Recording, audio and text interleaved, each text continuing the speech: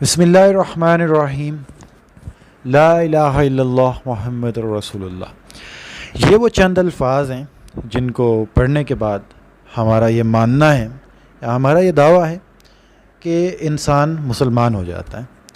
اور اس کے بعد ایک بہت بڑا فرق واضح ہو جاتا ہے، ایک بہت بڑا فرق واقع ہو جاتا ہے۔ ایک بندہ پہلے کافر تھا، وہ بعد میں مسلمان ہو گیا۔ پہلے وہ ایک قبیل سے تھا، اب وہ دوسرے قبیل میں شامل ہو گیا۔ ایک امت میں تھا، دوسری امت میں شامل ہو گیا۔ اگر وہ بیٹے نے کلمہ پڑھا ہے اور باپ نے نہیں پڑھا تو وہ باپ سے بیگانہ ہو گیا۔ اگر باپ نے پڑھا ہے اور بیٹے نے نہیں پڑھا تو باپ بیٹے سے بیگانہ ہو گیا۔ یہی کلمہ ہے جس کے بارے میں ہمارا دعویٰ ہے کہ اس کو پڑھنے سے پہلے بندہ ناپاک ہے اور اس کو پڑھنے کے بعد بندہ پاک ہو جاتا ہے۔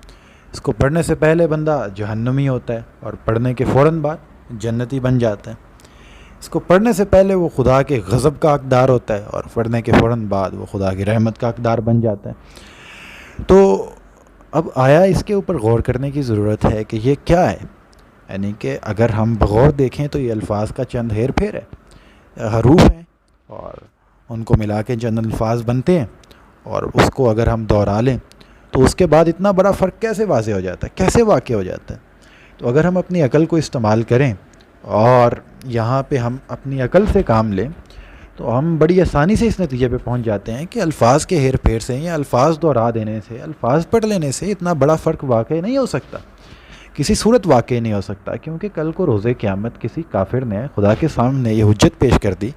کہ اللہ اس کے تمام تر معاملات وہی تھے جو میرے تھے، بس اس نے تمام تر معاملات کے اندر سے محض اس نے آپ دیکھ سکتے ہیں کہ صرف چند الفاظ دہرا دیے اور اس کے بعد اتنا بڑا فرق کیسے واقع ہو گیا۔ تو ہماری عقل اس چیز کو نہیں مانتی کہ الفاظ دہرا دینے کے بعد اتنا بڑا فرق واقع ہو سکتا ہے۔ تو اس کے بعد یہ سوال پیدا ہوتا ہے کہ ایسا کیا معاملہ ہے، کہ یہ کوئی انتر منتر تو نہیں ہے جس طریقے سے کوئی مشرک ہے وہ مان لے کہ یہ منتر پڑھنے سے جو ہے وہ زمین کی کایا پلٹ جاتی ہے۔ تو اس سے بعد ہم آسانی سے اس نتیجے پہ پہنچ جاتے ہیں۔ تو وہ یہ ہے کہ یہ کوئی منتر نہیں ہے، بلکہ اصل اس کی جو تاثیر ہے اس کے معنی کے اندر۔ تو اس کی مثال آپ لے لیں کہ جسٹ لائک ایک بندہ جو ہے اس کو ضرورت ہے کھانے کی، لیکن وہ اپنی زبان سے پکارتا رہتا ہے اس کھانے کا نام، تو اس کے بعد آیا اس کی بھوک ختم ہو جائے گی؟ تو جواب یہ ہے کہ بالکل بھی نہیں، بلکہ جب تک اسے عملی طور پہ کھانا نہیں ملتا تب تک اس کی بھوک باقی رہے گی۔ تو اسی طریقے سے اگر کوئی الفاظ دہراتا رہتا ہے تو اس کے ذریعے سے اس کی تاثیر تو اس کو نہیں مل سکتی۔ تو اب میں آپ کو بتاتا ہوں کہ اس کے اندر یعنی کہ کلمے کا اصل مطلب کیا ہے اور اس کا اصل پیغام کیا ہے۔ تو کلمے کا اصل مطلب یا کلمے کا اصل پیغام وہ یہ ہے کہ جب بندہ اس بات کا اقرار کرتا ہے لا الہ الا اللہ، تو اس کے سامنے یعنی کہ اللہ کے سامنے، اپنے پروردگار کے سامنے ایک بہت بڑی ذمہ داری ہے جو وہ قبول کر رہا ہوتا ہے، اور ایک بہت بڑی بات ہے جس کا وہ اقرار کر رہا ہوتا ہے، اور وہ یہ ہے کہ اللہ کے علاوہ کوئی الہ نہیں ہے، مطلب اللہ کے علاوہ کوئی خدا نہیں ہے۔ عام طور پہ اس کا ترجمہ یہ کیا جاتا ہے کہ اللہ کے علاوہ کوئی معبود نہیں ہے، لیکن اس کا مطلب یہ ہے کہ اللہ کے علاوہ کوئی الہ نہیں ہے، کوئی خدا نہیں ہے، اور اس کی تمام تر صفات اس کے اوپر اپلائی ہوتی ہیں۔ اللہ کے علاوہ کوئی بادشاہ نہیں ہے، اللہ کے علاوہ کوئی غالب نہیں ہے، اللہ کے علاوہ کوئی مالک نہیں ہے، کوئی خالق نہیں ہے، کوئی حاکم نہیں ہے، کوئی مقنن نہیں ہے، سب کچھ اللہ ہے۔ وہ اس کی بات کا اقرار کر رہا ہے اپنے خدا کے سامنے، وہ اس بات کو قبول کر رہا ہے کہ اللہ کے علاوہ کوئی بھی حاکم، کوئی بھی خالق، مالک کوئی بھی نہیں ہے۔ جب وہ اس تصور کو قبول کر لیتا ہے اور اس کا اعلان کرتا ہے کہ اللہ کے علاوہ کوئی حاکم نہیں ہے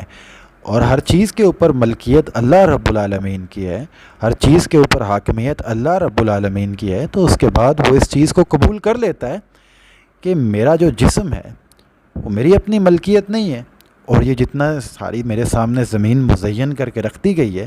جو میرے بیوی بچے ہیں، جو میرا اہل و عیال ہیں، وہ افراد جن سے میرا تعلق ہے، جن سے میں متعلق ہوتا ہوں، وہ معاشرہ جس سے میں متعلق ہوتا ہوں، وہ ریاست جس سے میں متعلق ہوتا ہوں، یہ ساری کی ساری دنیا جس سے میں متعلق ہوتا ہوں، یہ میری اپنی نہیں ہے، میں نے اس کو استعمال کرنا ہے،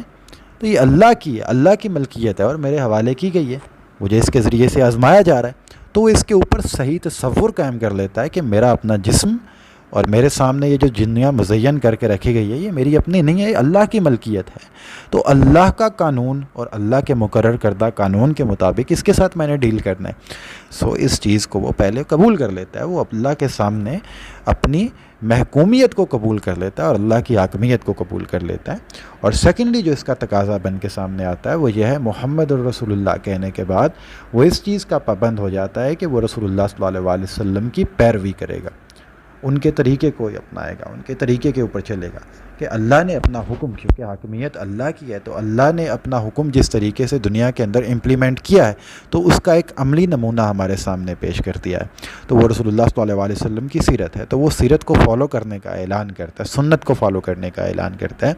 سو یہ وہ پیغام تھا کلمہ طیبہ کا جس کو ہم نے بالکل یکسر بلا دیا ہے اور لفاظی کے اندر ہم الجھ کے رہ گئے ہیں اور بہت سے کلمے تیار کرتی ہیں، لیکن اگر ہم کسی ایک کلمے کا ہی حقیقی مطلب سمجھ لیں تو میرے خیال سے ہم کامیاب ہوں گے، ادروائز الفاظ گھما دینے سے نہ تو اخروی کامیابی ہے اور نہ ہی دنیاوی کامیابی ہے۔